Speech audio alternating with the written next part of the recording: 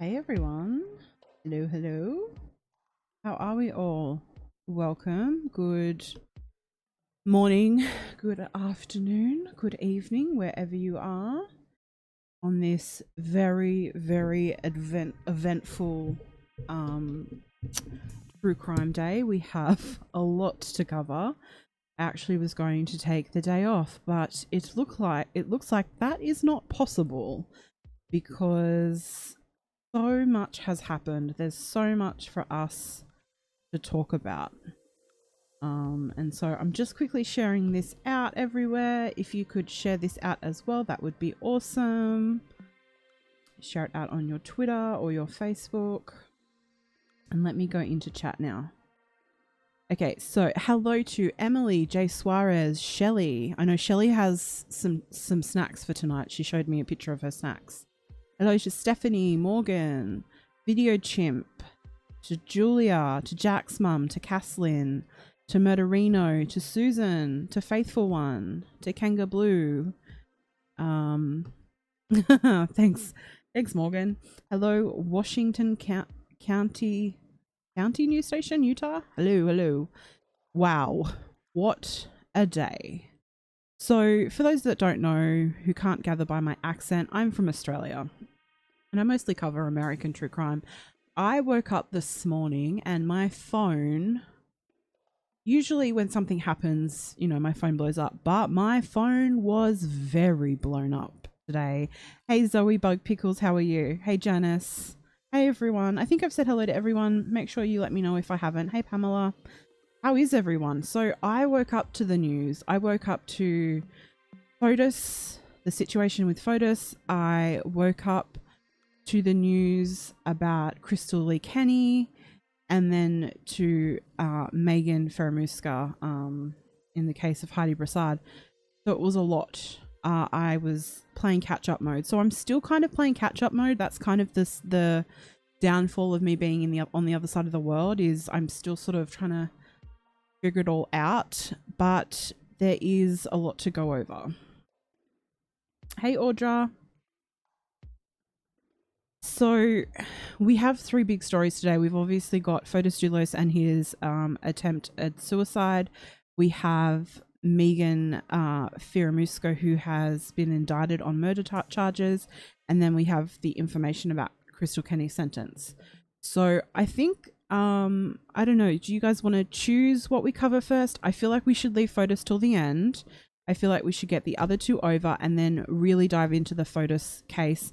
That is the case that I have been personally following. I have been following the other cases as well, of course.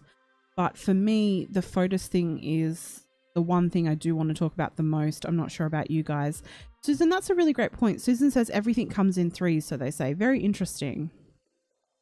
Hey, Southern Mum, how are you? So welcome into everyone. Welcome into everyone who is a subscriber and is returning. And a big hello to everyone who is new and listening to the replay or listening for the first time. My name is Bridget. I cover true crime, mostly American cases, and I do cover some Australian true crime and make some edited videos on Australian cases. I stream here on YouTube and on Periscope. Hello to everyone that's listening on Periscope. And I will have a special announcement coming in the next 24 hours about something new and exciting that will be happening as well for all things true crime and the work that I do online. So stay tuned for that. But if you're interested in true crime, please consider subscribing to the channel. Click the subscribe button and the notification bell. YouTube will only let you know when I go live or upload if you have that bell on. So pop that bell on. A big hello to Michelle Riley, Deirdre Miller. Yes, lots happened in the middle of the night. I woke up and my phone was going off. So let's dive in. The first case I want to talk about is the news about Magen Fieramusca, and this is in regards to the Heidi Brassard case. So she was charged with Heidi Brassard's murder. This happened in Heidi Brassard and her newborn daughter, she was 3 weeks old at the time, went missing on December 12th in Austin, Texas. And they were found sadly on December 19th at the home of Magen Fieramusca, who was her best friend. And Heidi had sadly passed. She had been killed, but Margot, the baby, was safe and is back with her father. This was a huge case that I'm sure most of you are aware of.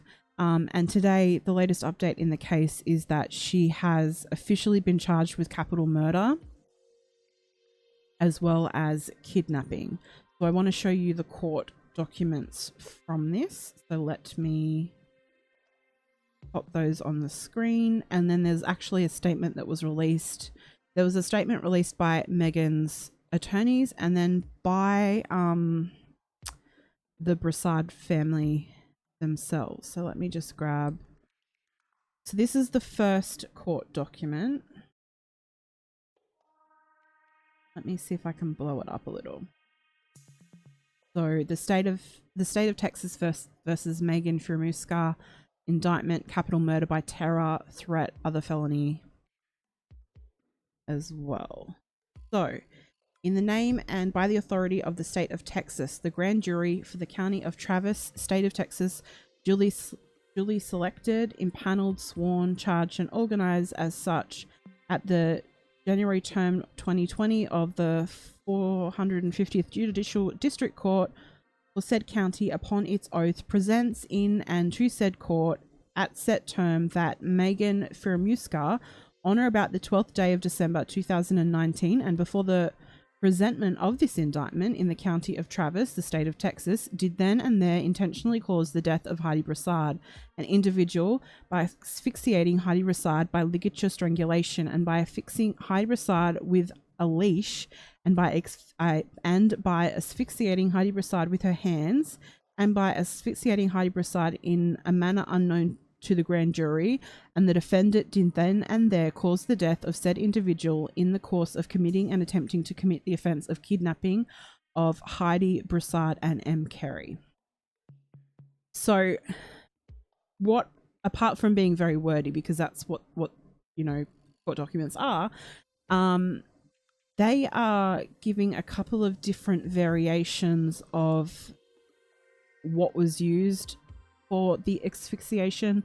So they're saying ligature strangulation, so like using like rope or something like that, a leash possibly, with hands, or then possibly an unknown manner.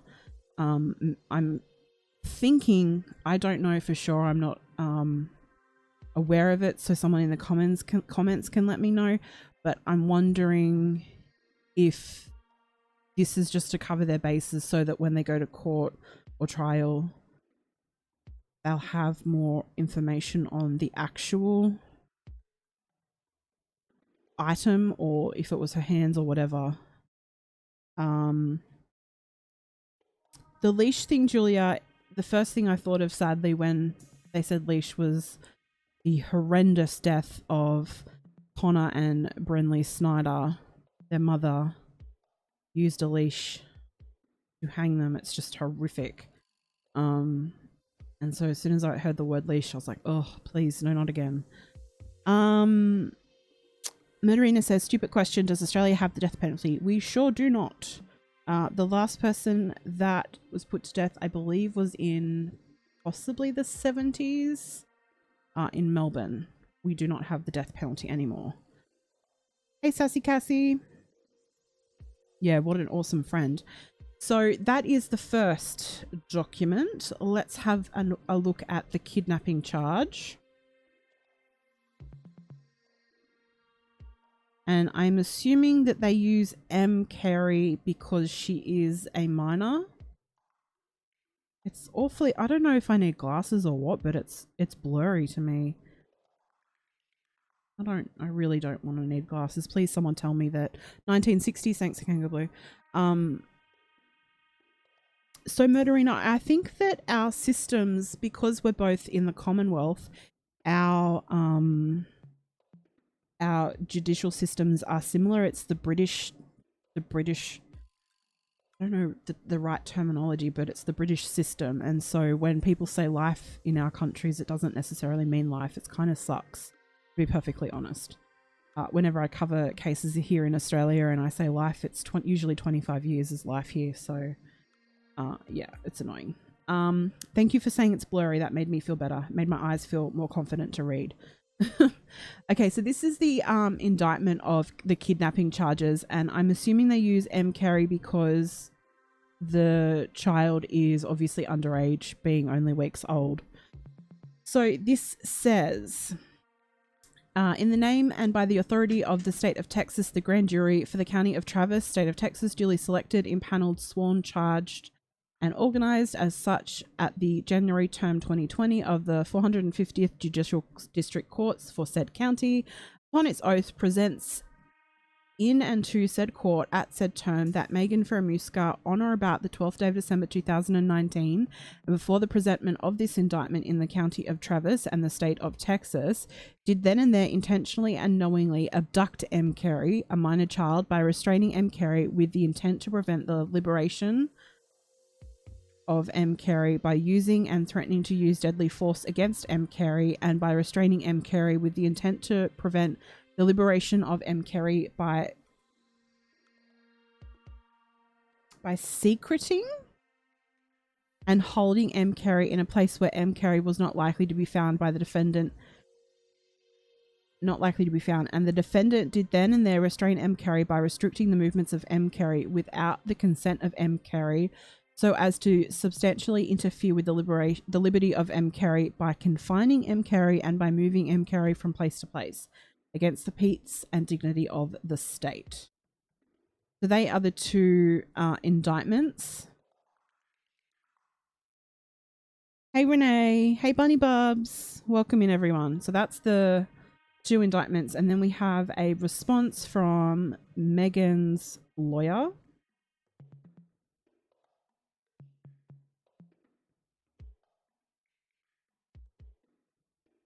Actually, no, this is the press release first.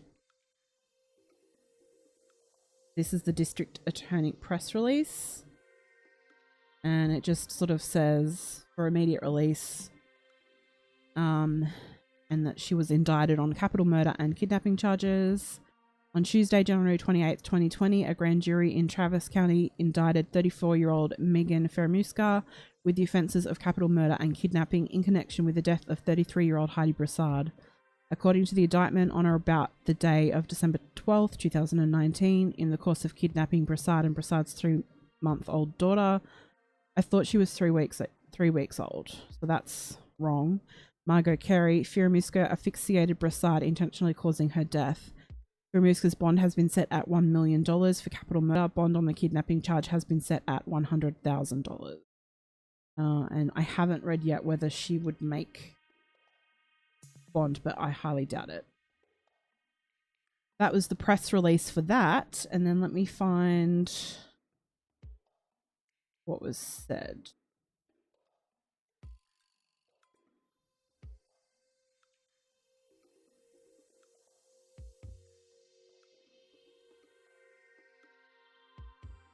Let me grab that.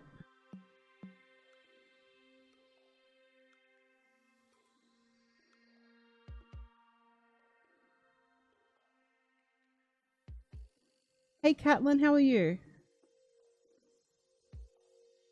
Okay, so this is the press release. And basically it's telling us that they didn't know about... This is a press release for the lawyers of Magen. And they ain't happy. They are not happy campers because it says, as stated before, we are anxious to review evidence collected thus far and have many of the same questions you do. Unfortunately, despite our continued and persistent requests, the government has yet to disclose any evidence against our client. Sadly, we learned of the capital murder indictment from the media today. What do we think about that, guys? Do you think that the defense lawyers should have been told this first? The only thing that has been released by the government is our client's protected HIPAA information. While we have taken steps to cure this improper disclosure, these actions beg the question whether this case will be tried to the media or to a court of law. Ooh. Hey, Darlene, how are you? Welcome in, everyone. If you're new, make sure you say hello in the chat. We don't bite. We're very, very respectful and kind. And everyone is welcome here. Hey, Kathy, thank you so much. While we want to believe the government is on the level, justice delayed is still justice denied. Law enforcement ought to seek justice with fair dealing, and an investigation that seeks to indict and convict based on cognitive bias that law enforcement already has the culprit misses this seeking justice necessity. Exculpatory and mitigating evidence has a shelf life, and too many individuals in our criminal justice system have been delayed or denied this information. We cannot act to fairly and vigorously represent our client when we start defending her with our hands tied and eyes blindfolded. Justice ought to be blind, not the defense. This is interesting. We are exploring all options at our disposal to vigorously represent Miss Fieramusca. The prosecution's refusal to provide us with information at this time is contrary even to their own policies. Yet this is where we are. Those accused, as well as the public at large, understandably want swift and certain answers from our criminal justice system. We call upon patience and resisting the rush to judgment until the facts are in. Unless the state has proven these allegations beyond any reasonable doubt, Miss Fieramusca remains innocent. And the following is addressing further media requests. We ask if you are reporting on this matter that you report the entirety of our press release above. We understand the need to paste down information for click-worthy headlines.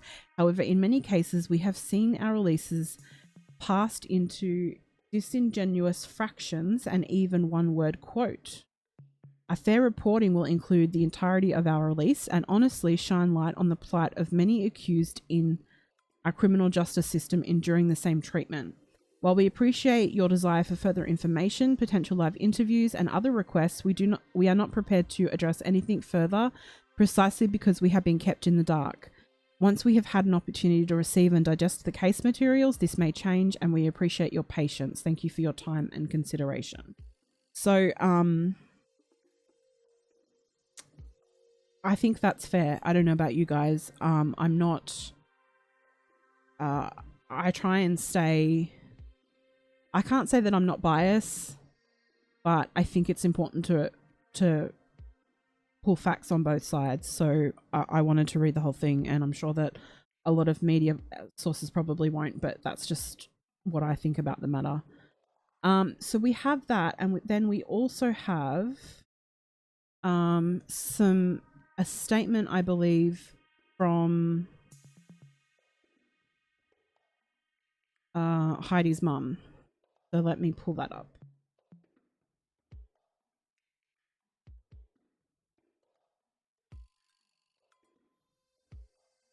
So this is an article from KVEU. I don't know how they pronounce it. I'm going to blame it on being Australian.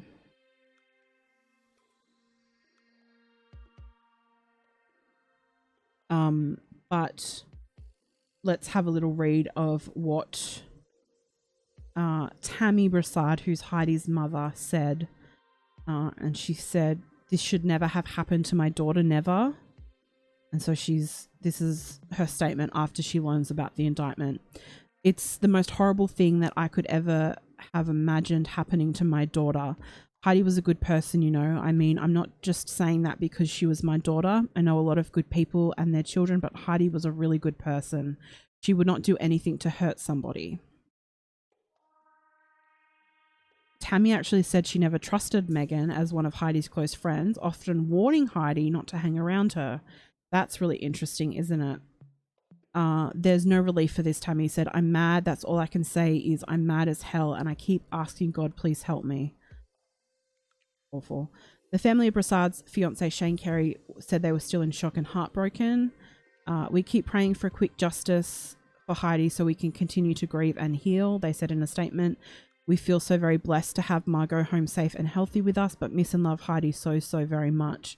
We will always make sure her babies are taken care of and loved, and she will always be remembered as a beautiful woman, mum, best friend, sister-in-law, and the light in every room. Oh, that's so horrible. And then Tammy goes on to say, I want to be in the courtroom whenever anything comes down because she's going to see my face, and I'm going to bring a picture of Heidi and I want to show it to her. I got 2 pictures and I want to show it to her. I want her to see face to face what she did.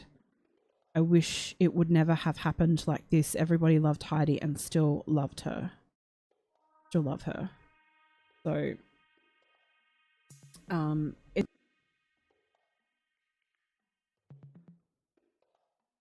from Heidi's family, and I really am still thinking of them because this is all so public, and I can't imagine having a loss like this and for it to be so public, and it's just so sad. But so that's the latest on what's happened with the Heidi Brassard case. Magen Fieramusca has been formally indicted on capital murder and kidnapping charges in relation to Heidi Brassard and Margot Carey. So that is the latest on that. Let me pull up the next bit.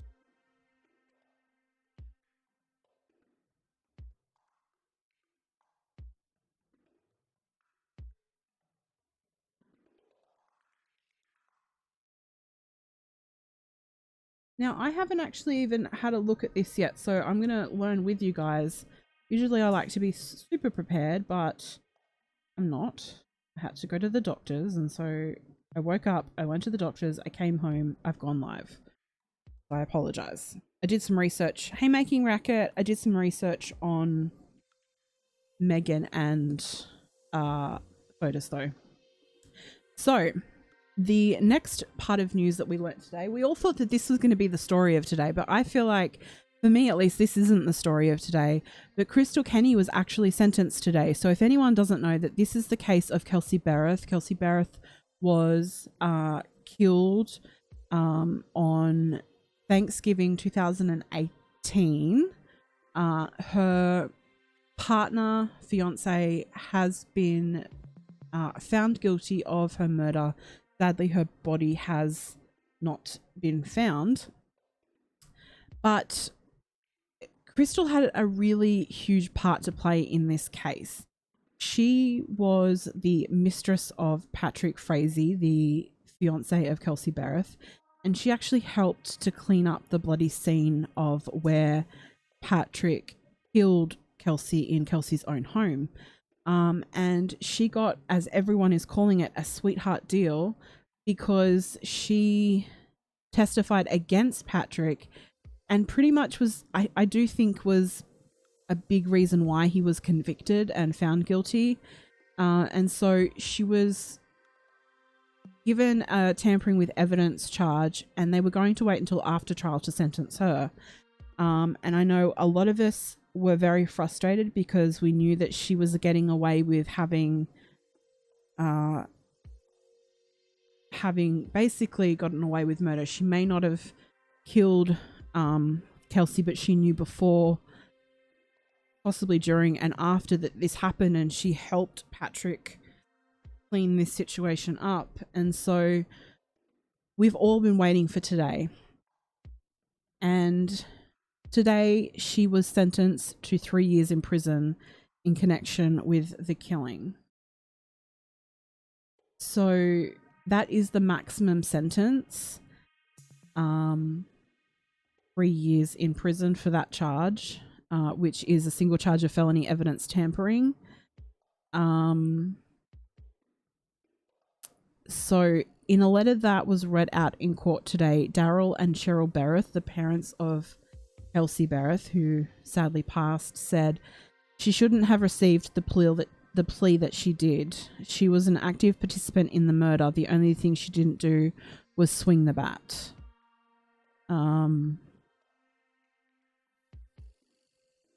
So Kenney actually made a statement. Now, we don't have any footage of this because the court the courthouse that this is happening at has a very strict decorum order as per the judge.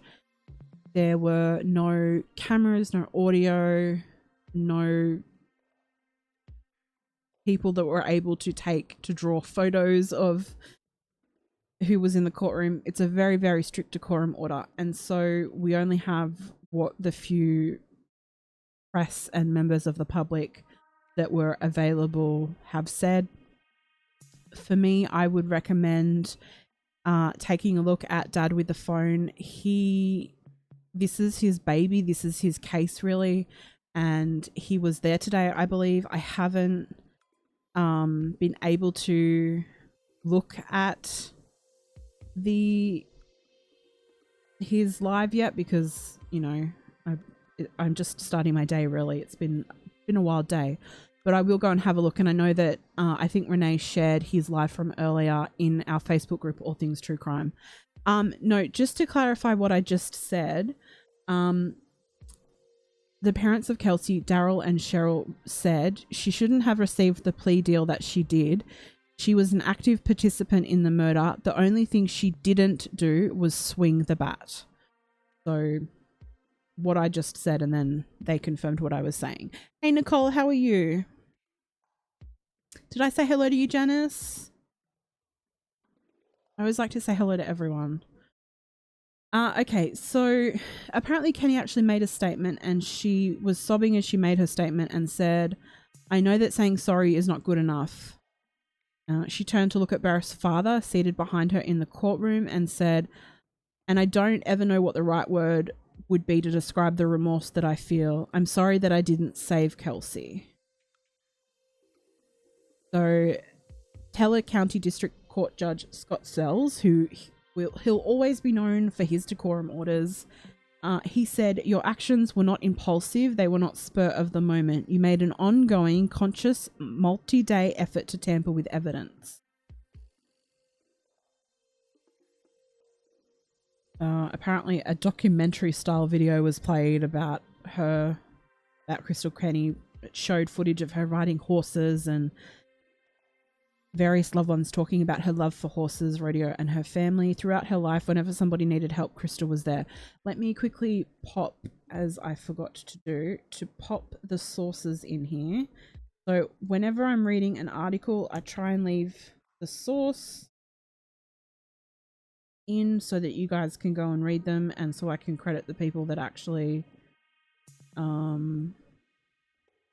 reported on this, because it's what's fair. Okay, so the article that I'm reading from is from the Denver Post.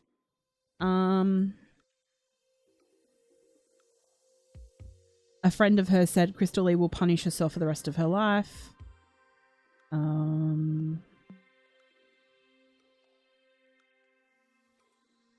Dan May, the district attorney, said that 3 years was an inadequate sentence for Kenny's crimes, but the law enforcement needed her cooperation to arrest Frazee, which is true. So she's been sentenced for 3 years, but unfortunately that doesn't mean she's going to serve 3 years. What will probably happen is, I would say she'd probably serve like 18 months. She'll get time off for good behavior and that sort of thing as well. So it's kind of annoying. It's really annoying. Oh, I do have her name wrong. Oh well, I spell Krystal with an E because I have a friend that spells it that way. I'm not going to change it. He doesn't deserve it being changed. I'm not going to take the time, even though I'm currently talking about it. We'll just move on. So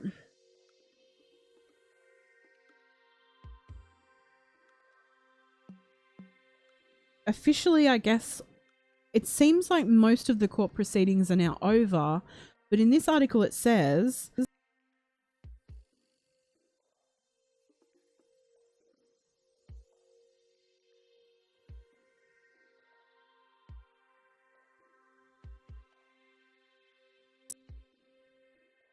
the 18th Judicial District Attorney's Office was appointed special prosecutor in the case because May was one of the people Frazee named as a potential target. So maybe some.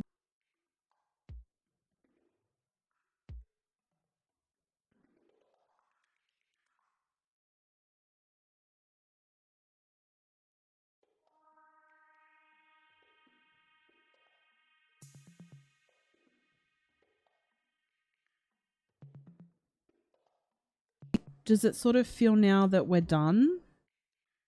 I feel like we're done. I feel like for me personally, I probably won't talk about the case in regards to Patrick and Krystal. I will continue to talk about Kelsey, the victim, and her beautiful daughter, but I feel done now. I'm ready to be done with this one. So, Making Racket says just spell it as Krystal Devil Kenney. I love it. I love that. So yeah, that's the latest we have on Krystal. It's kind of funny. We all were sort of waiting for this, and to be honest with you, it's not the news of the day for me. Maybe because I'm more invested in the other case that I'm about to talk about. Murderina, I so agree. I wish that her parents could have her remains back as well. If Patrick has any decent bones in his body, he would speak on that. Oh yeah, he did file an appeal. I didn't actually mention that, did I? Let me quickly get an article about.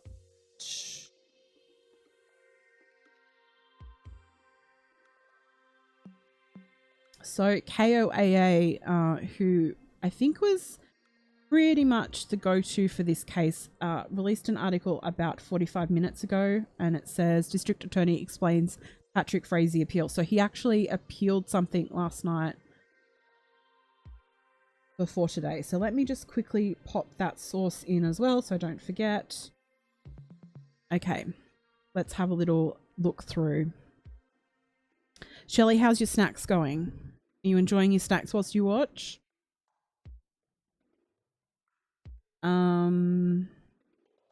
Okay, so it doesn't seem, it's not really a big deal. Dan May, the district attorney, spoke about it, and it's just an automatic appeal process, which I assume. So after everyone's charged with first-degree murder, I think all defense attorneys, I believe, automatically appeal it. This, I do remember this being an issue where with the Amber Geiger Botham Jean case. I remember right after she was sentenced to that 10 years, it was appealed and everyone was livid, but it's just something that automatically happens. It's an automatic appeal. Dan May says it is an automatic appeal to the Court of Appeals. Theoretically, he could then ask the Colorado Supreme Court to review the case. That is not automatic. That's up to them if they want to review it. If he loses his first appeal, each appeal after that, the odds become much less and less. So it's not really a big deal. And for me personally, he can appeal as much as he wants. I don't think any appeal is going to work. Yes, Shelley made some snacks. Shelley, can I show a photo to everyone of the snacks that you posted in the True Crime group? I would love to do that. Just to break things up a little bit. Appeal on what grounds? I don't know. Apparently in America, they all appeal the case immediately. I'm saving Shelley's photo.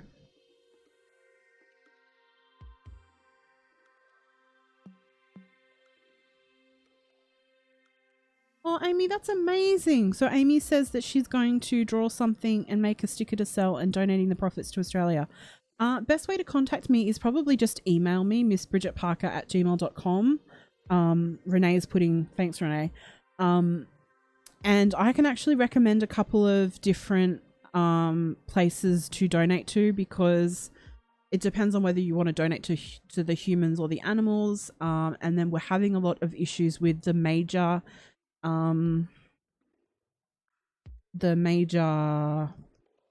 places to fundraise. What are they called? Like charity organizations, because a lot of them have taken a percentage of the profits, which is kind of made Australia very livid. And so I can tell you places that won't take any of the profits and that the proceeds will go directly to the people that need it as well. So that would be amazing. And if you do that, then I will promote it as much as possible. Yes, Amy, that's it. That's my email address, missbridgetparker@gmail.com. Okay, so let's quickly show you. We're going to take a snack break. We should do this every once in a while. Someone should make a snack and then share it in the group so we can have a little snack break. So this is what Shelley shared in the group. Nachos.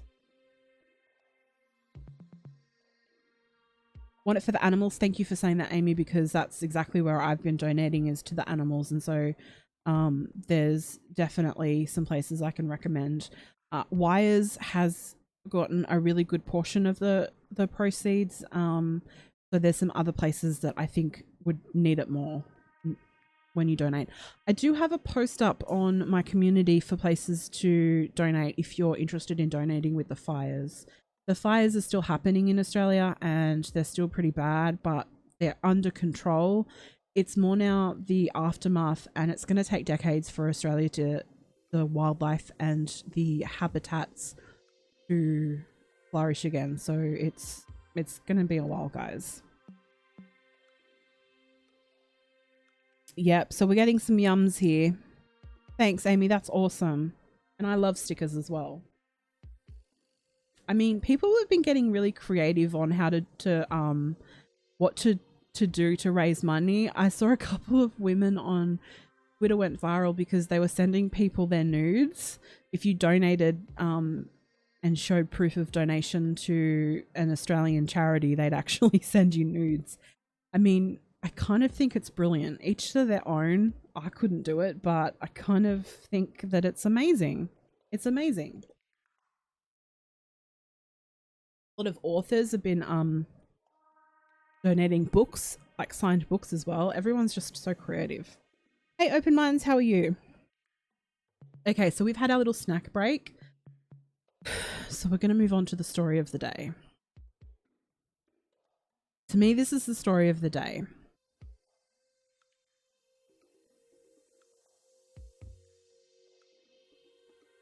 This is what I woke up to. My inbox, my messages, my everything was all about Fotis Dulos.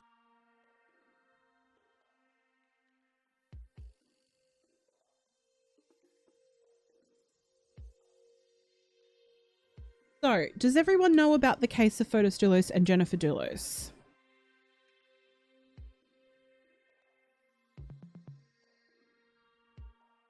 Put a 1 in chat if you know about the case. Put a 2 if you don't. Kathy's hungry and she wants a puppy.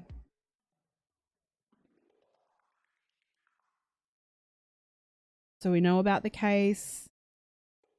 So let me do a quick little synopsis. I've covered this case a lot. I covered it here and I also covered it on another channel extensively. This is one of those cases where I'm really... This one's a weird one for me because I'm so angry at him.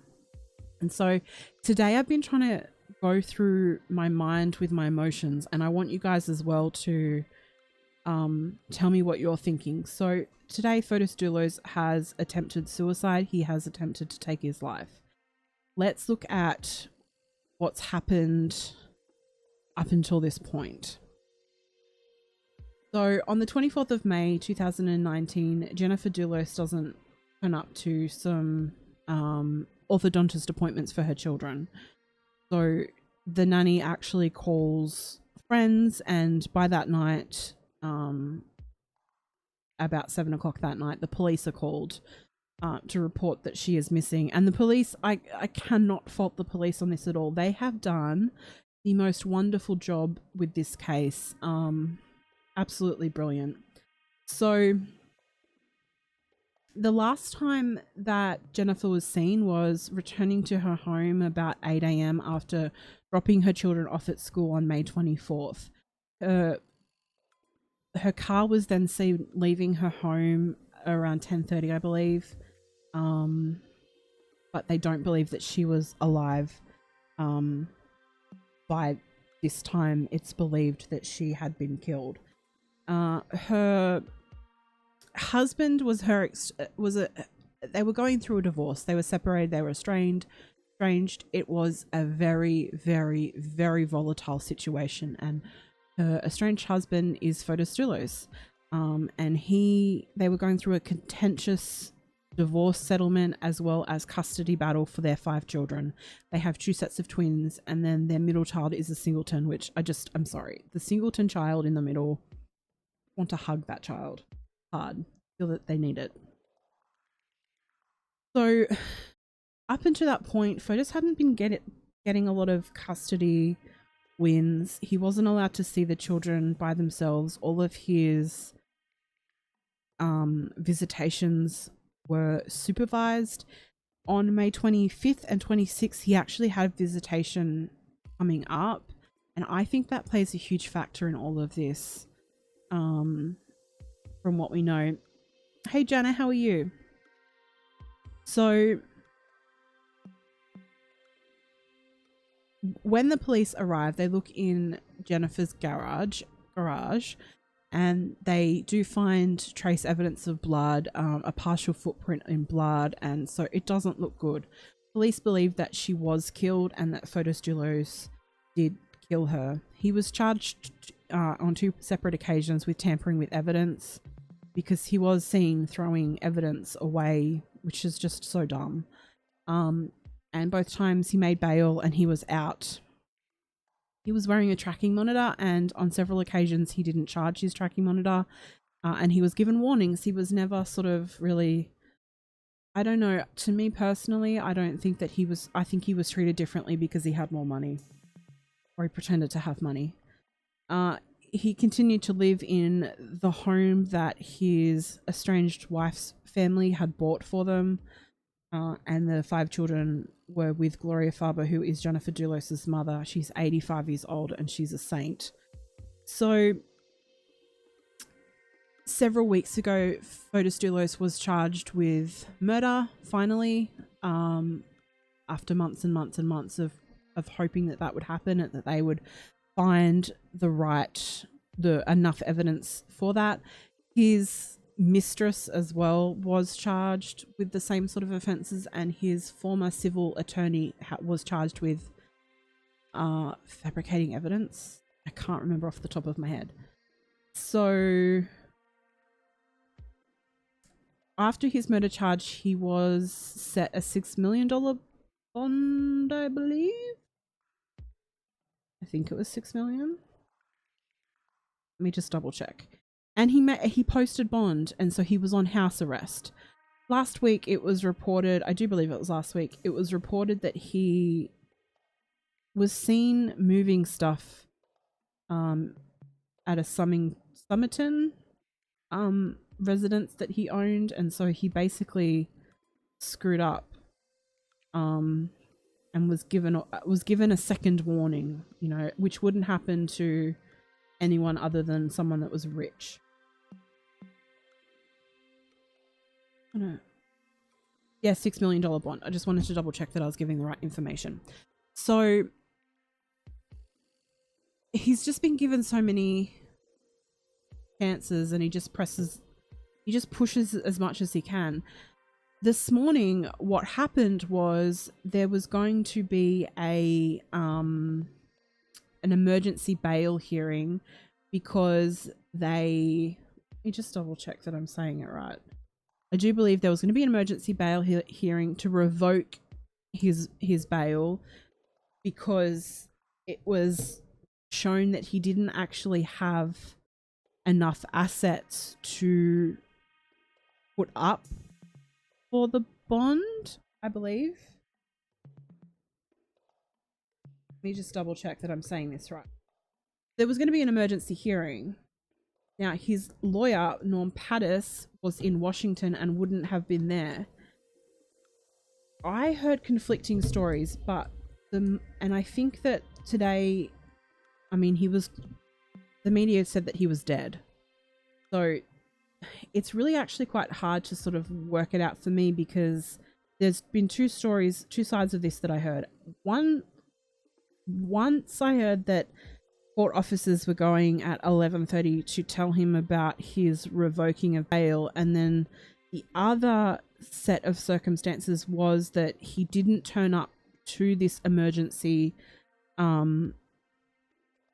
bail bond hearing, and so a welfare check was done on him, and when the officers arrived today, they could see his vehicle and him in the car in the garage, and he showed signs of medical distress, so they forced entry and began CPR. Now, how many of you guys watched this live? Because this all happened live. Let me pull up a photo. I haven't been able to watch any of it, but I know Renee shared a 4-hour live that happened today where he was, I mean, this shows you this image that's coming up, that they were actually outside of, they bring him outside of the garage, obviously because he had carbon monoxide poisoning, to give him fresh air, and attempted CPR on him. So they worked on him. I did read for half an hour before detecting a faint pulse, and because of that faint pulse, he was then taken to the hospital. He was taken to a Yukon Health Center in Farmington, and then he was moved to the Jacoby Medical Center in the Bronx, and is in a hyperbaric chamber, I believe, which helps for carbon monoxide poisoning. I will say, from what I know, and I have spoken to Judy Ron this morning, and I did research on carbon monoxide poisoning. I would say that he's probably is brain dead. I would say that he has a faint pulse, but as to what happens next, I don't know. I don't know whether his family have to make some sort of a decision. I think that this is all stuff that we will learn about as time goes on. So earlier in the day, he was actually pronounced dead, but I'm assuming at some point they check his pulse and he has like a faint pulse. So of course their responsibility is to do whatever they can.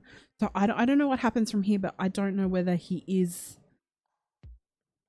has a pulse, but I don't know whether he's considered, I don't know. We don't know. Yeah, even Norm Pattis had said that he was deceased. So I do have an interview from Norm Pattis that I want to show you from today. NBC Connecticut has it. Let me put the source in here.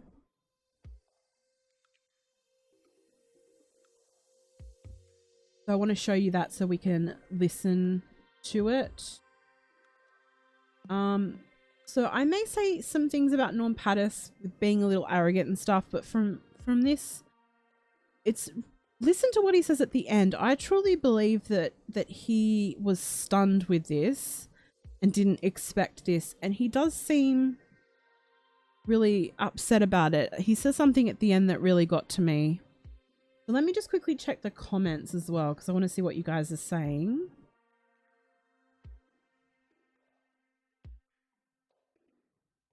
Oh, comments are flying. I've got to catch them up. Okay. Yeah, so a couple of people have mentioned to me about possibly organ donation, but they weren't sure whether he could because of the carbon monoxide poisoning, so I don't know.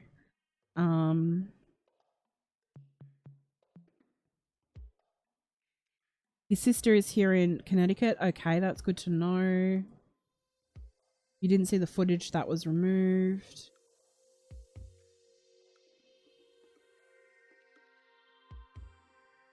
Oh, I'm sorry to hear about that, Janice.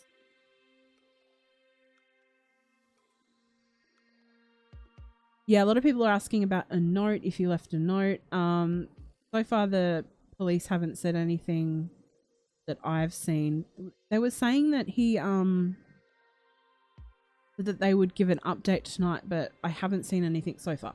But I want to play what Norm Pattis says. Pop it up.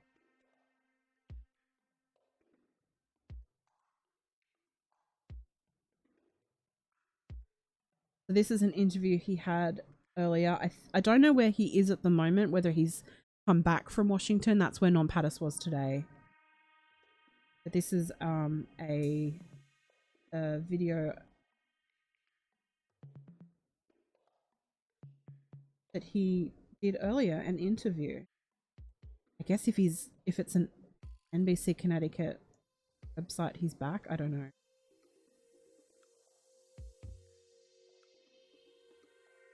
One moment, please.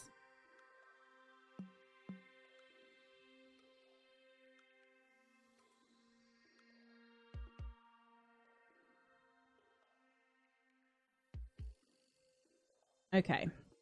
I am going to mute.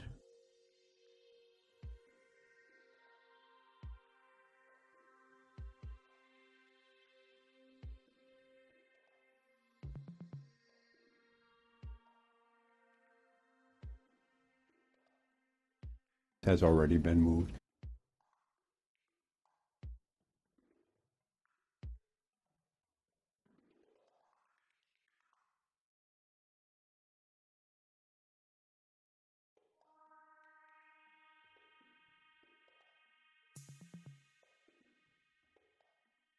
And that he is being moved as we speak, or perhaps has already been moved, from the Farmington, Yukon. Can you tell me what is his condition right now?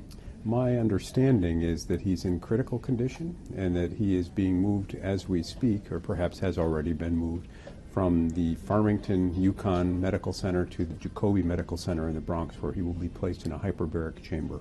Why would he be placed in a hyperbaric chamber? Apparently he is, his medical condition is perilous. He has a very high carbon monoxide level. My understanding is that he tried to end his own life today in the garage of his home. So he attempted suicide? Is that what you're saying? Yes. Do you have any idea as to whether or not he left a note? I have no idea. I was in Washington, D.C. in another case, and we got word this morning that there was going to be an emergency bond hearing. Questions had arisen regarding the collateral to post the $6 million bond, and we were ordered to appear in court at noon. I couldn't make it. I'd spoken to Mr. Dulos, and I spoke to my partner. When Mr. Dulos did not arrive in court at noon, his GPS device was tracked and found that he was in his, it determined that he was in his home.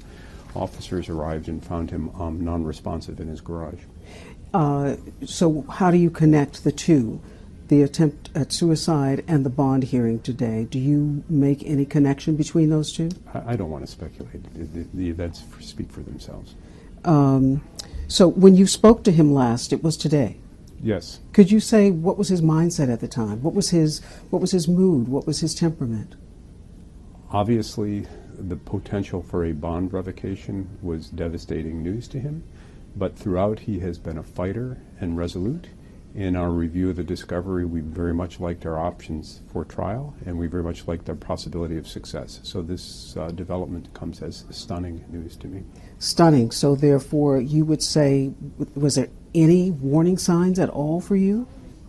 Yeah, I don't want to comment on my relationship with Mr. Dulos. That's his secret, so to speak, or his privilege. I've represented people for close to 30 years now, and not once did it ever occur to me that he might be a risk of suicide. So you would say, how would you characterize his stress level? He was under enormous pressure in terms of what he was experiencing. He's been charged. That would place stress on anyone. How would you say he was handling the stress? Better than I would have. Better than you would? Yes. He was held out to the world as a man believed to have murdered his wife And every possible inference was drawn against him in every forum, whether it be social media, a court, walking to and from court, in the street, in stores. I think the weight of it is difficult to bear. I don't know that people who've not been accused can appreciate the savageness of the criminal justice system. We have a presumption of innocence in this country for a reason. And all the folks who harped on Mr. Dulos can obviously take some grim satisfaction in today's event, but my message to each and every one of them is shame on you. Where were you when you got the news about what had happened to your client? Union Station in Washington, D.C. What was your reaction? Shock and sorrow and grief. Your fear for him now is what? Or your concern for him now is what? That he may not recover.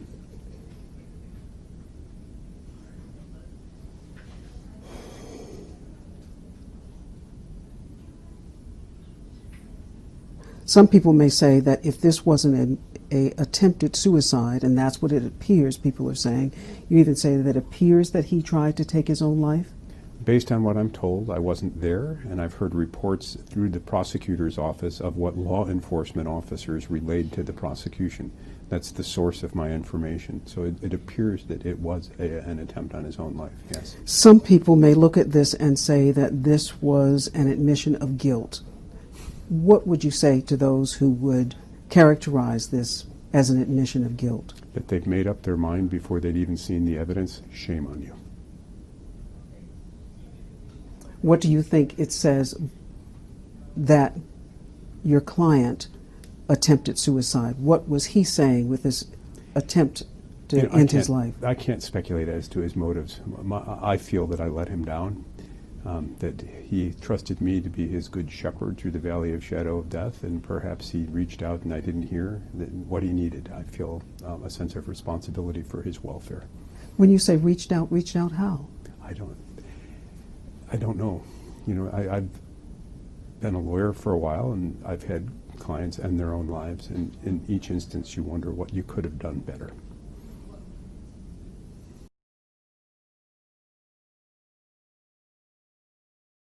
So,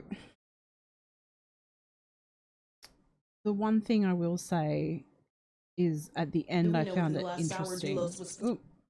The one thing I found interesting was what was said at the end there. I feel like that was him talking as a person and not talking as a lawyer. And I feel bad for Norm Pattis in that sense, because it's not his responsibility. And for me,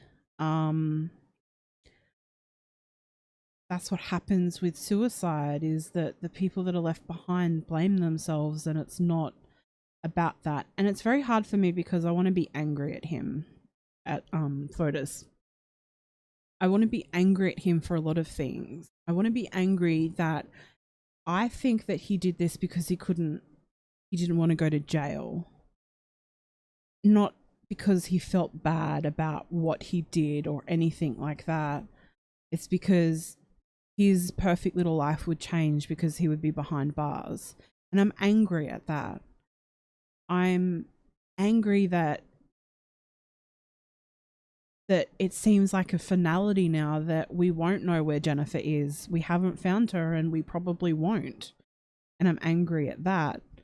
I see the irony in this, the fact that he kills himself in a garage, and that's where his wife probably took her last breaths. Not the same garage, but the similarity there is interesting to me. It's ironic that he may not now face charges because he may die, and his ex-girlfriend, his mistress, will end up facing murder charges, and he won't. There's so many different things that I feel.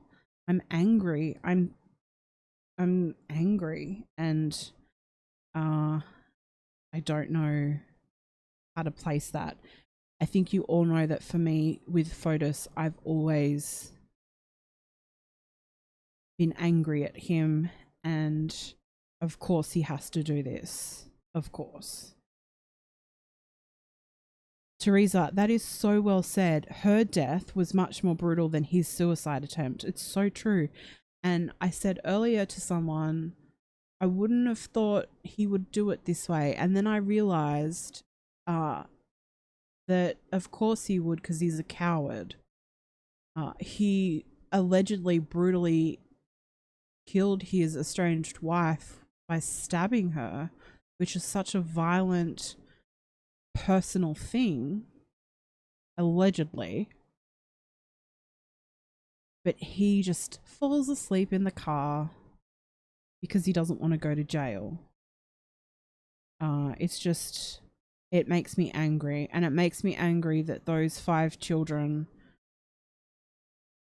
don't have a mother or a father because of his actions.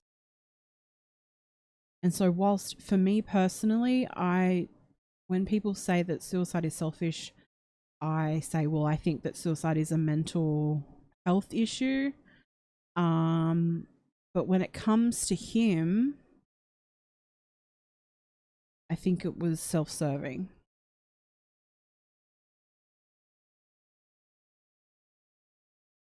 Yeah, exactly, Darlene. His loved ones will have a grave to mourn his loss if he passes.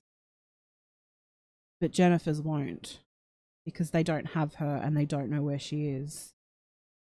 And so, I mean, I still have a lot of questions. I wonder what Michelle's thinking, what Michelle Draconis is feeling, his mistress. I'm wondering if this changes things and she decides that she wants to talk. Or what, I don't know. So it's very mixed emotions with this. So let's see if I shared a couple of posts on Facebook, because Jennifer's family actually was asked to make a statement about this. And let me just I want to say it correctly the way that it was written. I wonder if Michelle knows where the body is. CS says, yeah, I do too. I've been thinking about that a lot today. Okay, so the family response, Marissa Alta on Facebook, she's a reporter and she's been covering this case. She says, I reached out to Jennifer's family spokesperson today to get a comment regarding the developments with Fotis Dulos. Carrie Luft responded. Carrie Luft is a really good friend of Jennifer's.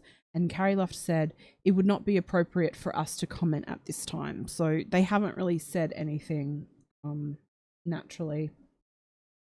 Now, there was meant to be that emergency bond hearing today, and that still will happen tomorrow. It will happen at 2 p.m.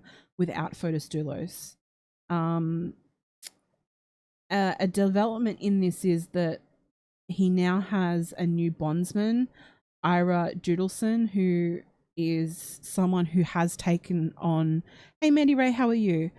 He has taken on some pretty substantial cases, and he actually was the bondsman on the Harvey Weinstein case. So that's interesting. Let's have a little look if anything new has come out since we have been live.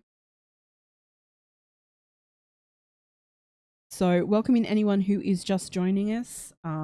We have been talking about the true crime news of today. We're still talking about Fotis Dulos. We have talking about, geez, Bridge, real great English. We have spoken about Magen Fieramusca being indicted on first-degree murder and kidnapping charges. Krystal Kenney being sentenced to 3 years for tampering with evidence in the Kelsey Bharath case. And now we're talking about Fotis Dulos' attempted suicide and looking to see if there's any new news. As of the press, the sort of informal press conference that happened earlier, they had said that they hadn't even been into the house yet, so they don't know whether he left a note or not. So I don't know. I'm just going to have a little look and see if there's anything new. So far there's not. Hey Montana Sky.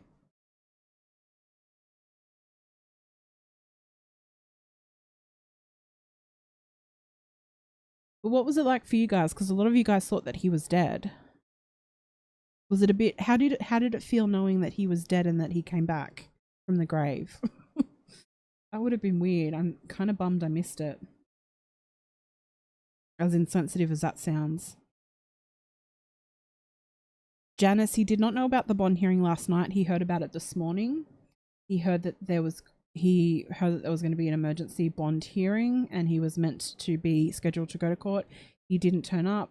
Non Pattis was in Washington.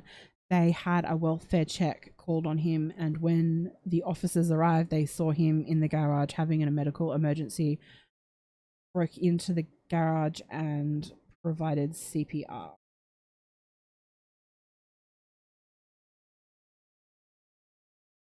So apparently an insurance company raised questions about his $6 million bond. That's interesting.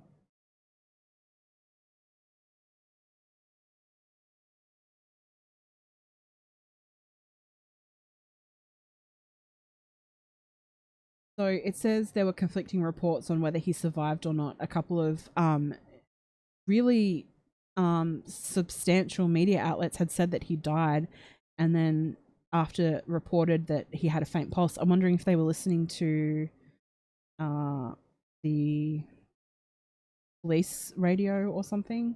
I'm not sure. Teresa says, I want to see him imprisoned, not dead.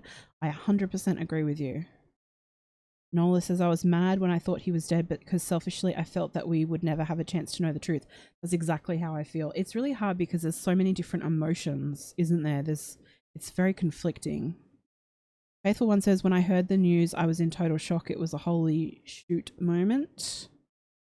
Open Mind said, I was glad I wanted him to go to jail. Thea says that justice has yet to be served for Jennifer and her family.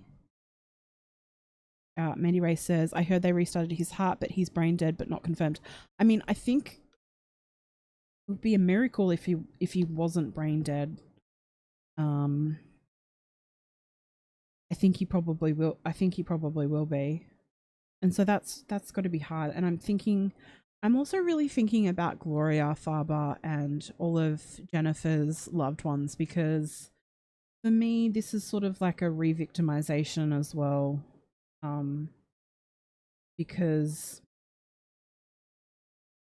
if he does pass, then the one thing they were probably holding on to was that they'd get justice. If they couldn't have her, they could have justice, and they may not have that now.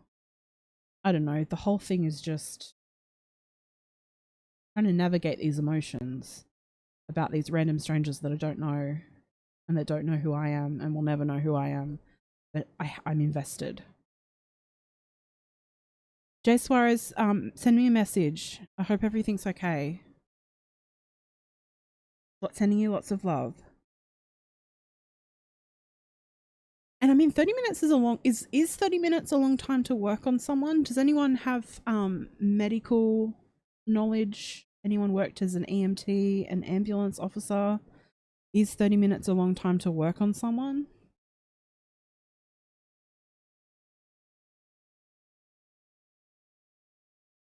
And was it police that were working on him? I wonder if they were like, you have to survive. We want you in court. Someone said 10 minutes. See if I can find a time.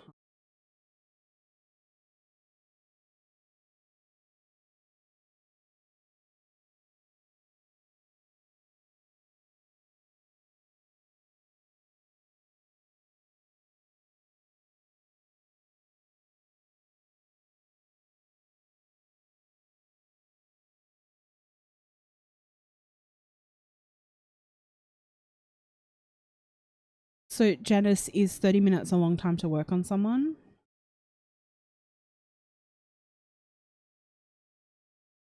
Channel 3 News timed it.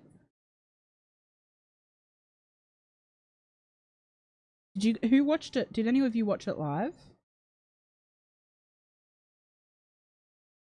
Oh, I hate it when I can't read articles because I have to buy a subscription.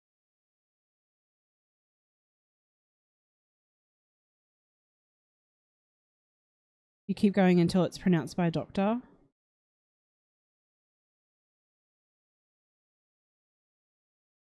But if he didn't have a pulse, would they have just stopped? Wouldn't they have just stopped and waited for a coroner? Because he didn't have a pulse at first, I do believe.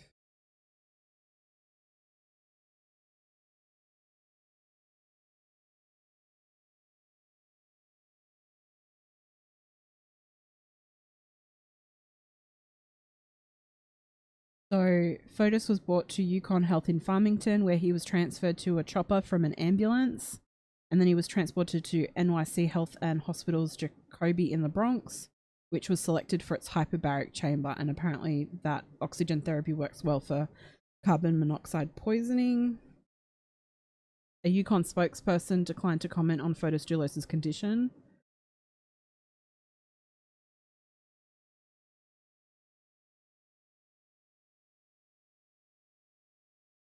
I would have thought we would hear more tonight. What about you guys? It takes 5 to 8 minutes for the brain to begin dying. Okay. 30 minutes would be total and see, we don't even know how long he was in the car with the carbon monoxide as well.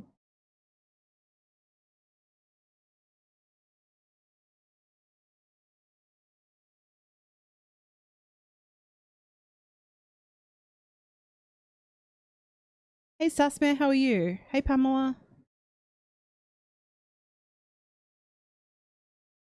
Michelle thinks he's gone and they're cleaning his organs for organ donation. Interesting.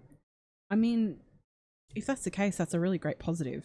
To me, that's a positive. At least someone else can live. Very, very much about organ donation. I don't really see anything new, guys. I do have the very informal press conference where the officials provide an update. If you guys want to watch that, it's 7 minutes 40 seconds. To say yes or no if you want to watch that. It's just a lieutenant giving a update. It's from 6 hours ago. It's probably nothing more than we know, but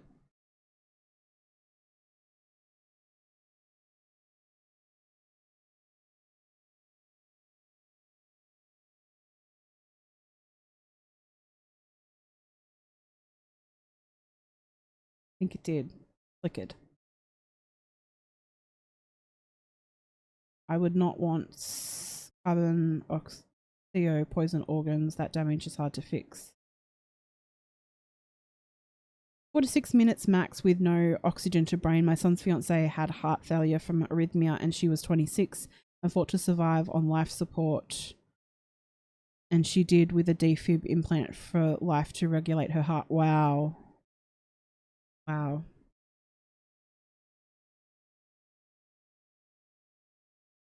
Yeah, that's true, Renee, as well. Yeah, who'd want those organs? I really loved what Debbie said. I don't think I'd want his heart. I don't think he'd have a heart to give. Is that mean? Is that really mean? It's probably mean. I'm sorry. I read he was some lady. Oh, yes. Thank you, Julianne. So I did read about that too. Apparently, if we're going to get a little gossipy now, let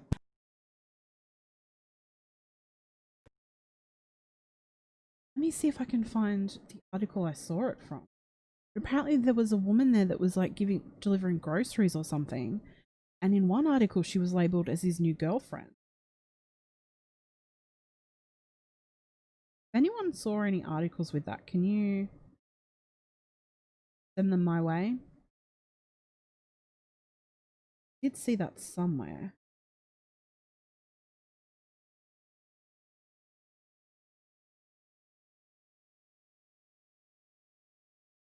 See, let's have a little look.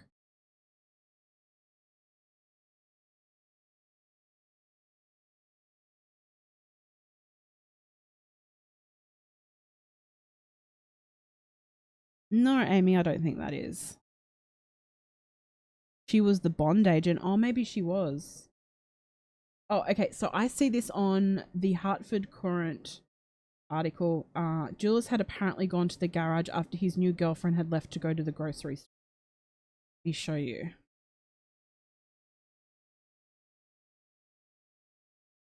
Pull it up for you.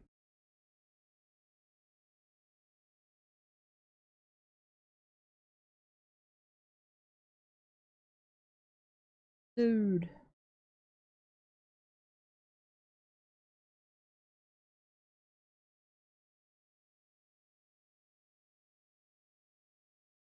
I hate all the pop-ups. I want to read.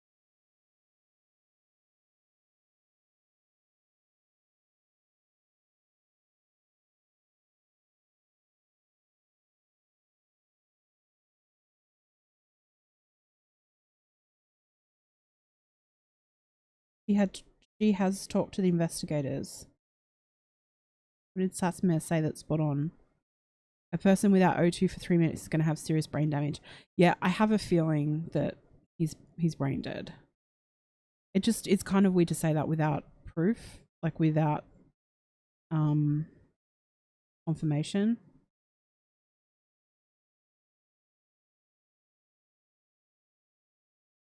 Girlfriend got guts.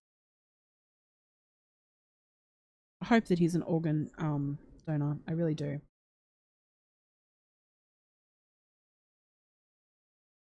I'm trying to find the part of the article. Have a little look. Okay, so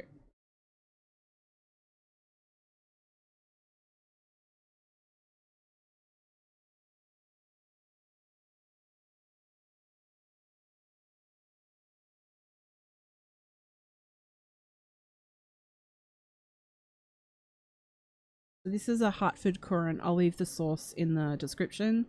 Dulos was supposed to appear in Stamford Superior Court at noon for a hearing on whether the $6 million bond he posted after his Jan 7 murder arrest was going to be revoked because the South Carolina company that insured the bond was now claiming that the collateral to cover the bond was not sufficient. Instead, police found Dulos in the garage of his home. A car was running inside, the doors were closed, and a hose was attached to the tailpipe. Sources said Dulos had apparently gone to the garage after his new girlfriend had left to go to the grocery store. So how did he meet her if he's been... Interesting. Hi, my name's Fotis and I'm currently charged with murdering my wife. Want to go for coffee? How does that happen? This is why I don't date. Hey, Harmony. Why I don't date. If anyone finds out any more information about the new girlfriend, please let me know. Let's change this in.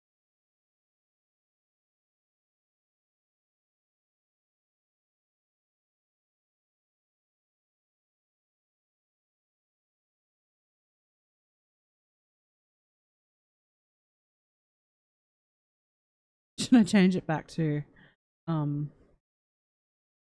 was going to change it back to the photo of the nachos. Probably inappropriate. Let's put Jennifer's photo up. She deserves to be up there instead. Beautiful Jennifer.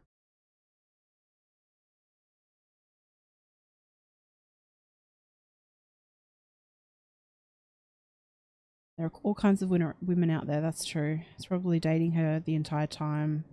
True, true. There was a faint pulse, not a pulse I read. He could be carbon monoxide poisoning 5 hours and still be okay after hyper whatever chamber. Ooh, making racket. That's a good point. Does organ donations options change if he's considered property of law enforcement? Interesting. Michelle, you need to tell us what the second snack is. And if you're eating, guys, if you're having a snack, please let us know what it is. And that's not us being insensitive. It's just everyone needs to eat, right?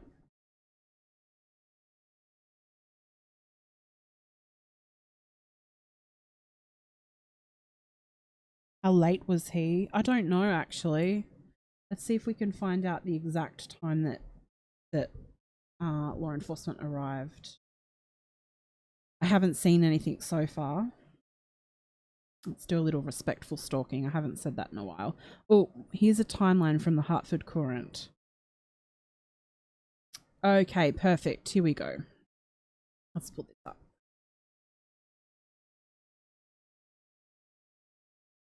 Let me just put this as a source.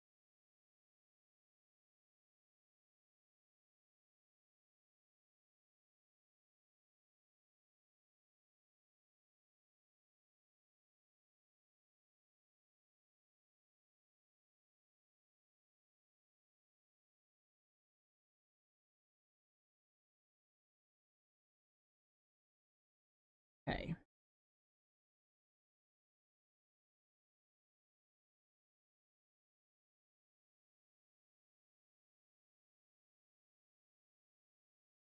Okay, so this is how the day unfolded. So at 8:30 a.m., concerns are raised about his bond through his insurance company. And so a judge schedules an emergency hearing to revoke the bond, and that could send Dulos back to jail.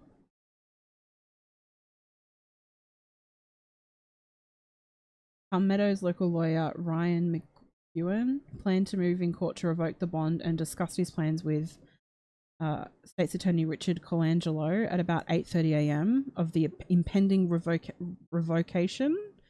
Colangelo notified Dulos' attorney Norm Pattis about 30 minutes later, so at about 9:30ish, no 9ish. So he probably during that time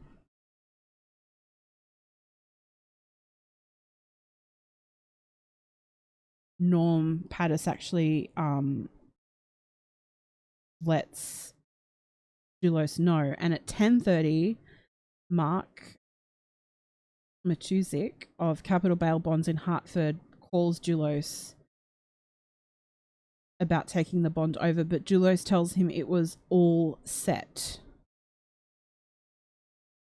I wonder what that means. We're going to read into that, I know.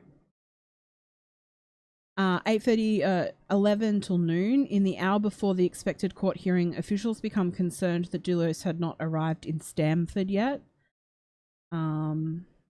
Okay, so this is where I got confused. Okay, this is where I get confused. McEwen said he and a private bondsman arrived at the Dulos home in Farmington to serve notice that they would be formally moving in court to pull the bond. He said that they encountered a state of confusion because Farmington police were on the scene with medics. Okay, so this is why I was confused earlier. I'm really glad that, you know, it wasn't just me. It's a little bit confusing. Farmington police had been called to the home at 11:54 a.m. to conduct a wellbeing check on Dulos, who had not left for court and instead found him sitting alone in his car in his garage with obvious signs of medical distress. So I'm wondering who calls the welfare check, though. Who calls the welfare check? What do you guys think? Oh, I'm glad you're here, Montana Sky. Yeah, he couldn't take going back to jail. Everyone's telling me about what they're eating. So let's have a little look. Chinese food, chicken wings, dessert, brownies and ice cream with a fudge brownie, yum. Chicken and baked potato. You had your last piece of birthday cake. Is it your birthday? Open minds.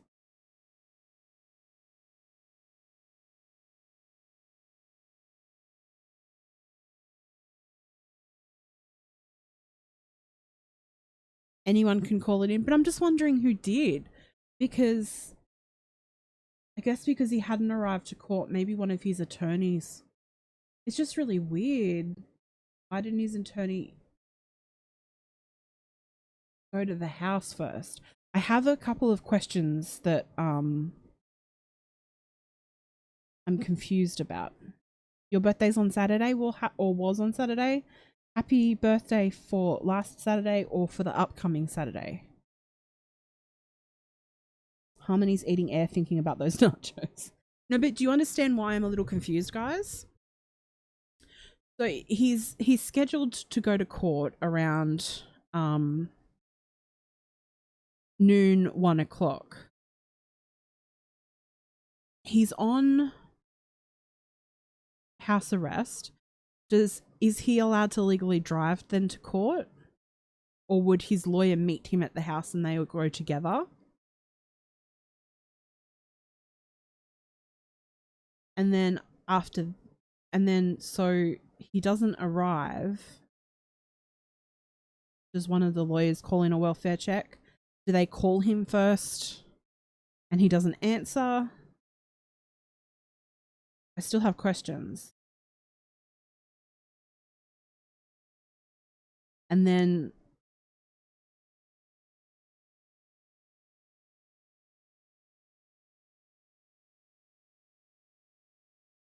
but then it's confusing because the private bondsman arrives at the home. Technically, you should have been at court. I don't know. I'm kind of, no, something just seems a bit off.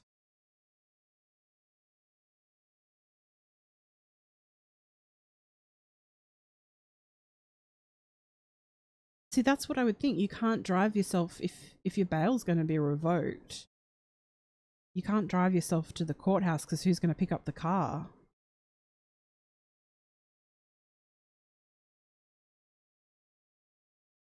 I thought that he always arrived with his lawyers. I would have thought that he would have gone to court with his lawyers. I need a mug that says I still have questions. I really should do that.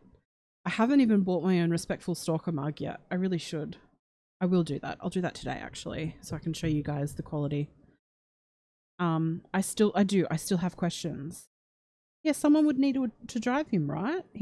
Norm Pattis was in DC, but Norm Pattis works with other attorneys. And there's other attorneys working on this case.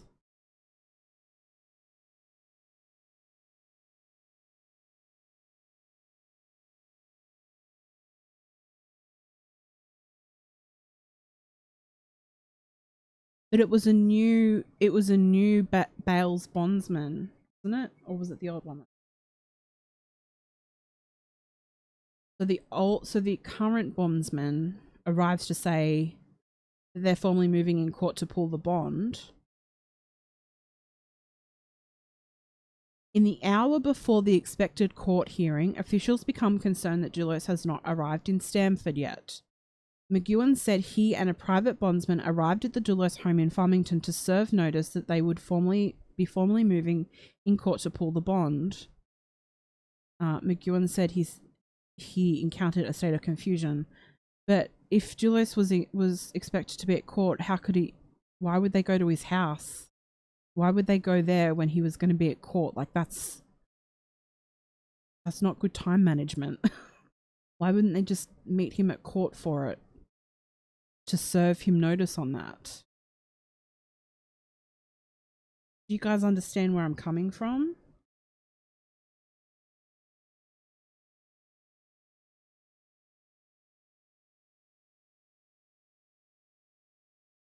Yeah, Renee Rose says his GPS tracker was still at the house when they tracked him right before court started. They saw he hadn't left and sent police to see why.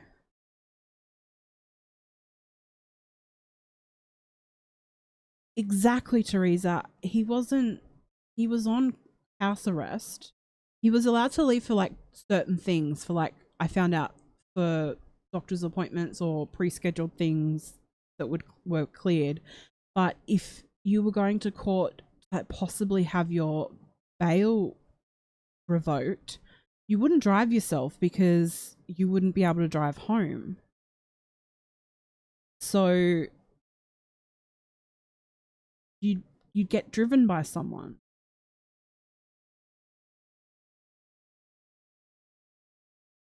But who? Usually it would be, I would assume it would be his lawyers. He'd go with his lawyers. And did he do this? So where was the girlfriend had left to get groceries? Is that right?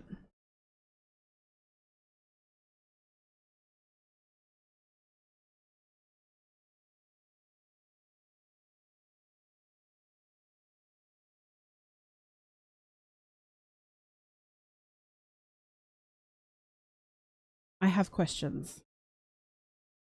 I do. Can someone unconfuse my brain?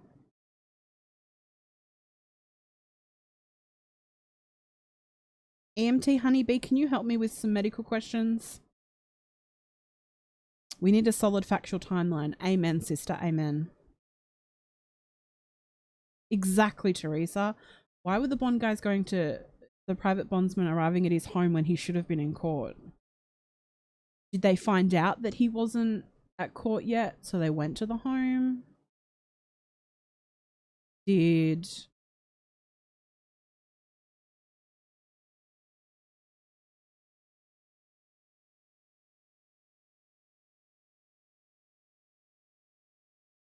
I wish I could call Scott Rash. I love some Scott Rash. I don't think I have enough subscribers to talk to Scott Rash. Montana Sky says it seems like half the town came to find him. No one in time though. Yeah. EMT Honeybee, are you an EMT? Don't think a carbon monoxide poison victim can be an organ donor. I heard that too.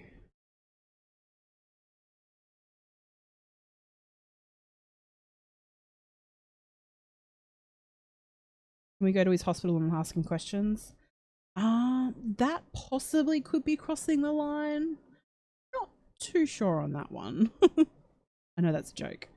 So EMT, do you mind if I just ask a question? So is 30 minutes a long time to work on someone with CPR? For me, I've done CPR.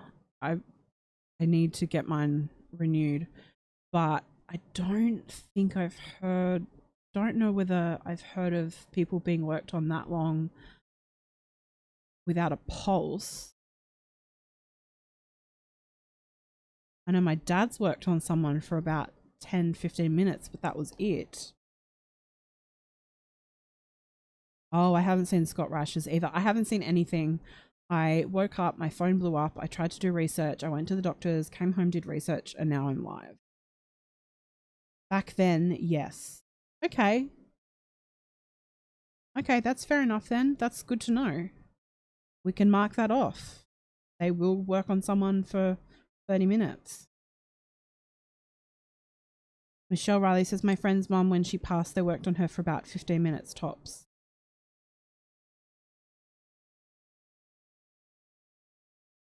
So, yeah, but Kanga Blue, my question with that is, he was being worked on and he didn't have a pulse. Yes, his pulse was faint, but I'm sort of missing I'm missing something here with,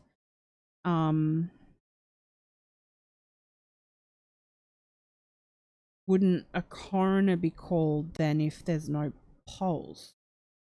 Or does a doctor come and then a coroner come?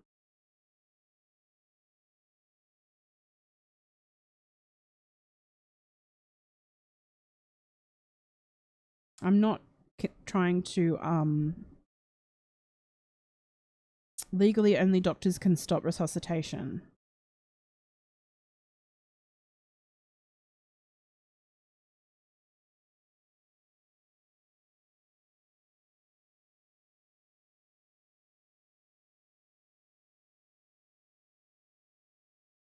I'm really confused by that, because that would mean that a doctor would have to come to every crime scene, wouldn't it? And I don't think that happens, right? Like, for instance, the case we did yesterday, Rachel Henry, where she smothered her 3 children.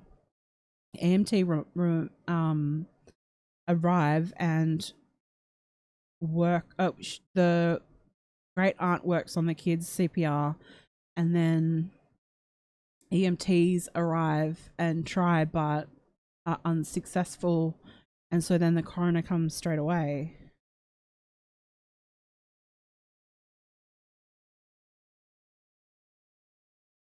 So I'm guessing he had to have had a faint pulse at some point then in the beginning. That's not how it reads though.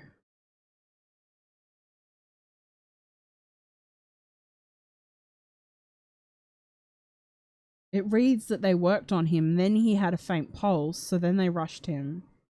Because it says Dulos, initially believed dead, was rushed to Yukon Health in Farmington.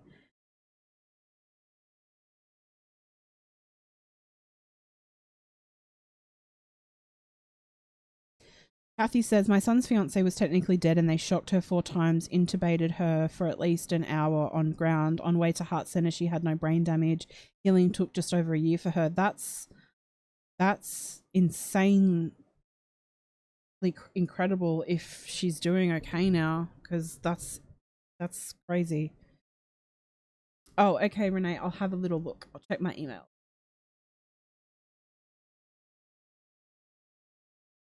It works a little different though, Kanga. They don't have ambos. They have EMTs, which are like, and they also have like people like fire EMT. Well, no, Mel, he's not dead anymore. He's not dead anymore.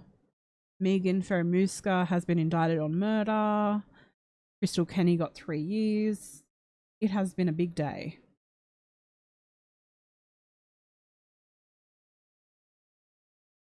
Okay, so this was just updated. This is from CT Post. Thanks, Renee. He's clinging to life, apparently.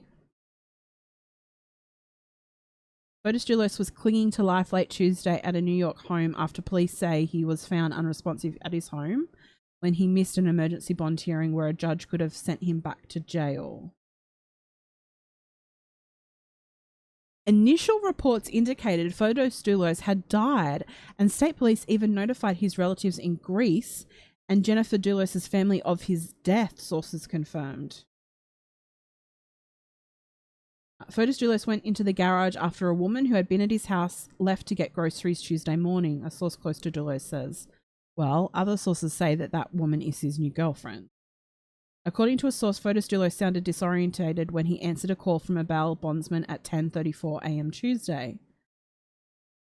Farmington police officers discovered Fotis Dulos inside a running car in his garage around noon Tuesday when they conducted a welfare check because he was not at the bond hearing in Stamford.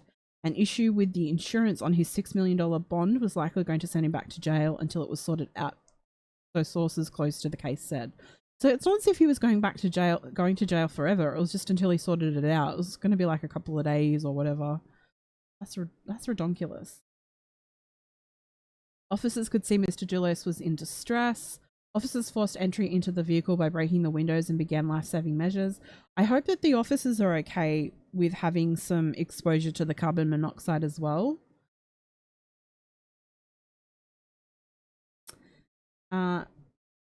Mackenzie. Who's this Mackenzie fellow?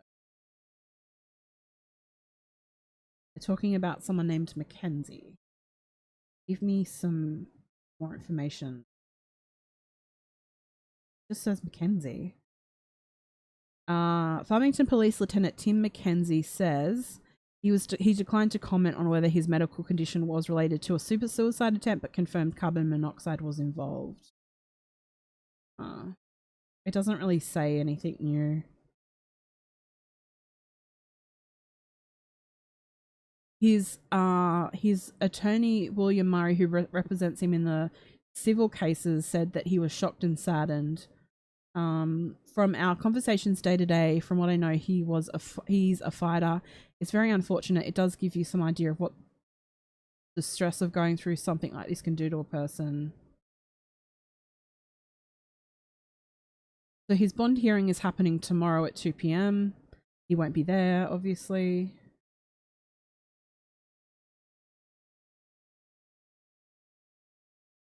And then Traconis's attorney couldn't be reached for comment.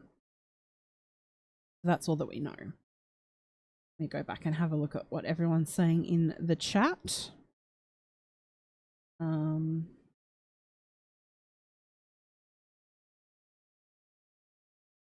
Yeah, well, doing CPR, I've never, touch wood, I've never had to do it on someone. I've only had to do it on the dummies when you learn. And given that I did it because I was a teacher, I had to do it on like the baby fake dummies. Night open minds.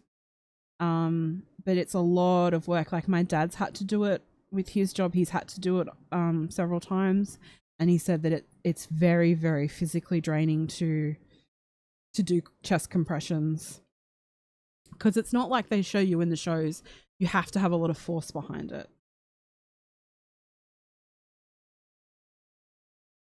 Sasmare, I don't know if he's brain dead, why they're keeping him alive.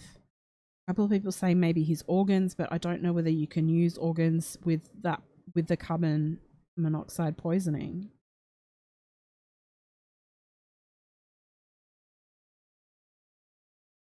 So I don't know. We're obviously not going to learn anything tonight, so probably tomorrow for you guys. So tonight, whilst I'm asleep, you're all going to find out. So Janice's husband was an EMT, I believe, and her husband said it depends on factors, age, etc. But he said they probably believed he was viable. Tannis guy mentioned CW, so I'm not going to read it out just because I don't like that man. I'm just joking. Well, I do not like that man, but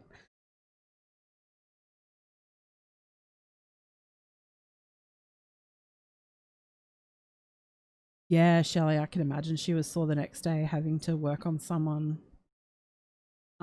It takes a lot of effort. I don't know if you guys have any of you had to do that. And I know now I haven't done the CPR first aid course in a couple of years now. But I know that every time Dad gets it, I think he goes every year for a refresher. And I know now that I don't even know if they're using breaths anymore. Maybe 1 per 30. I don't remember what it is now.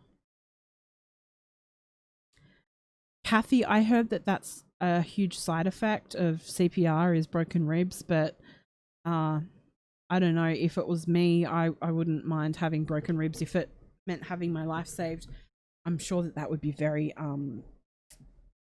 very painful. I've had to use my first aid before. I had to use it when I was a teacher, especially we had a student who, when I was a preschool teacher, one of the kids fell and split his head open, something severe. And, I just, applied pressure, and I mean, stuff like that happened all the time, but I've never had to sort of do CPR before. My dad's had, I think, whilst he was out, he had to do it whilst he was at work. The man had a heart attack. I don't think the outcome was great because he doesn't talk about it.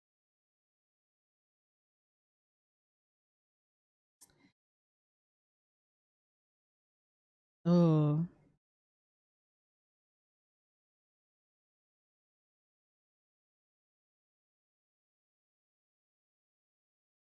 I agree. I don't think his family would pull the plug in a sense. I don't know, but maybe we'll know more tomorrow. It's probably too early to tell. I honestly don't know.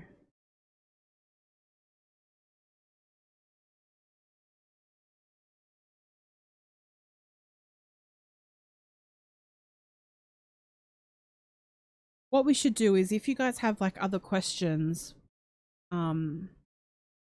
maybe we can talk about it tomorrow. Although tomorrow I do want to talk about Mark Latunsky. I found out some more information. I have the 911 calls for his former victims. I have some information. I've been speaking to people about Kevin Bacon's family. So I do want to talk about that tomorrow.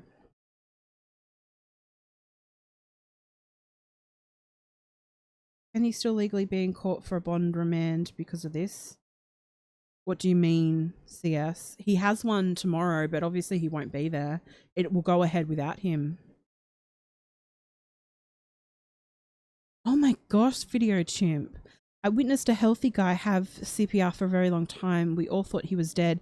He was revived in ambulance and was fine days later, no brain damage. The brain is a marvelous thing. The way that it can survive.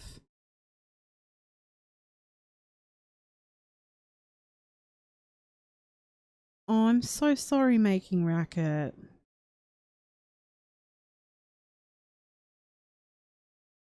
Wow. I hope your sister's okay after that, because that's got to be hard. It's got to be hard for anyone who has to do CPR on someone. I honestly can't imagine, and I'm sure it takes a toll. Julia, I don't know about that case. Send me an email about it. Yeah, his attorney will go to court for him tomorrow, so we will have information on this, whether it be about his bond being revoked. Now, that's the thing that's confusing. If his bond is revoked, he's in hospital though. Does that mean that he's under police guard?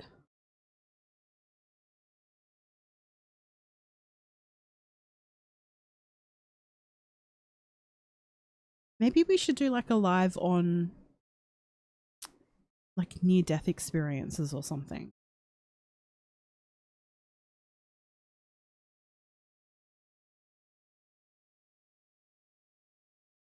Yep, police guard. So that'll be interesting. So if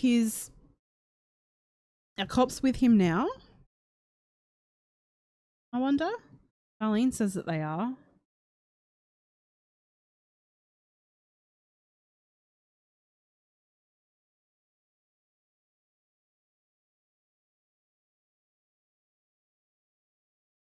Still so many questions. Oh gosh, Darlene, I'm so sorry. There are many cases of near-death experiences. There certainly are. 2 guards if he's not comatose. Well, so we should know more your morning. I'll be asleep, but as soon as I get up, I'll obviously check my phone. I'm sure it'll blow up again, and we'll find out. They'll probably give an update on his condition, and then we'll know at 2 p.m. his bond hearing will happen, and we'll know whether it's revoked or not, which will be very interesting. And just like Michelle said, we still have questions. We have questions.